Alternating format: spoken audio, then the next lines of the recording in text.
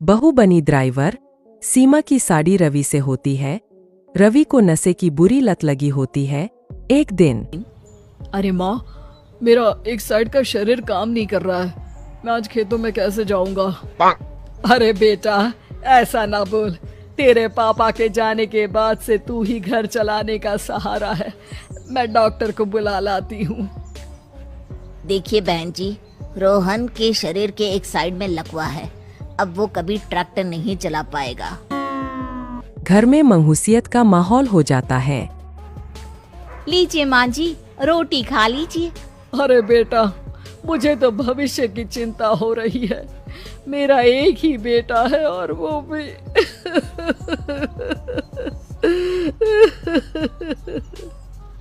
माँ जी, आप चिंता न करें।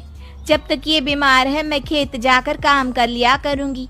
वैसे भी नशे के कारण इनका शरीर काफी कमजोर हो गया है। अगले दिन सीमा खेत में जाकर काम कर शाम को घर लौटती है। ये ले बेटा, पानी पी ले। कैसा रहा काम का पहला दिन? माँ जी, काम तो ठीक है, लेकिन मैं अगर ट्रैक्टर चलाना सीख लूँ ना तो काम और भी आसान हो जाएगा। अरे बेटा, दुनिया क्या कहेगी कि औरत होकर ट्रैक्टर चला रही है। माँ जी, या तो हम दुनिया देख ले या अपना घर, कोई बात नहीं। जब ये ठीक हो जाएंगे तो सब ठीक हो जाएगा। अरे बहू, जरा बाहर तो आना। जी माँ जी। बहू, तेरे मामा जी आए हैं, तूने बुलाया था ना? हाँ माँ जी, वो मामा जी ना आज से मुझे ट्रैक्टर चलाना सिखा। सीमा मामा जी से ट्रैक्टर चलाना सीखती है। वो मन लगाकर खेतों में काम करती है।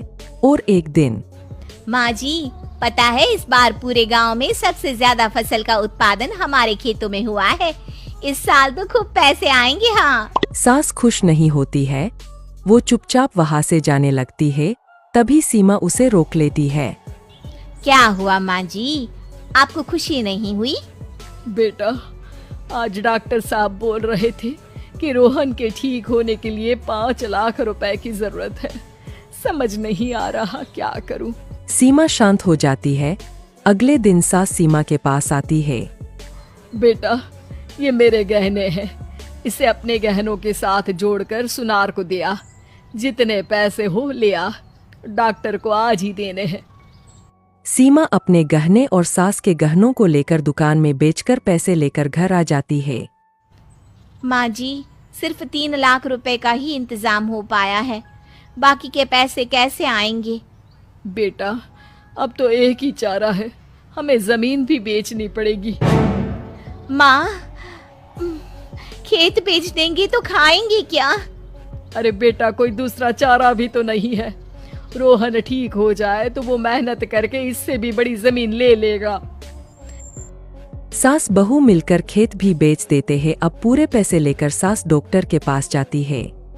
डॉक्टर साहब, ये लीजिए सारे पैसे। बस किसी तरह मेरे बेटे को ठीक कर दीजिए। आपका बेटा ठीक तो हो जाएगा, लेकिन 6 महीने का समय लगेगा। सास बहू सोच में पड़ जाते हैं कि अब तो कोई जारिया भी नहीं रहा जहाँ से उन लोगों की कमाई हो। अब कमाएंगे नहीं तो खाएंगे क्या? माँ जी, मेरे माता पिता ने लड़की होने के कारण मुझे ज्यादा पढ़ाया लिखाया नहीं, लेकिन ट्रैक्टर चलाना सीखकर मैं कुछ काम करने के लायक तो हो ही गई हूँ। अरे बेटा, ट्रैक्टर अब कहाँ चलाएगी? खेत तो बिक गए हैं। माँ जी, मैं किसी और के खेतों में दिहाड़ी में काम कर लूंगी, कुछ तो पैसे आएंगे ही ना। कहकर सीमा काम करना स्टार्ट कर देती है। जैसे तैसे उन पैसों से गुजारा चल ही रहा था। माँ जी, पास के अस्पताल से मुझे नौकरी के लिए ऑफर आया है।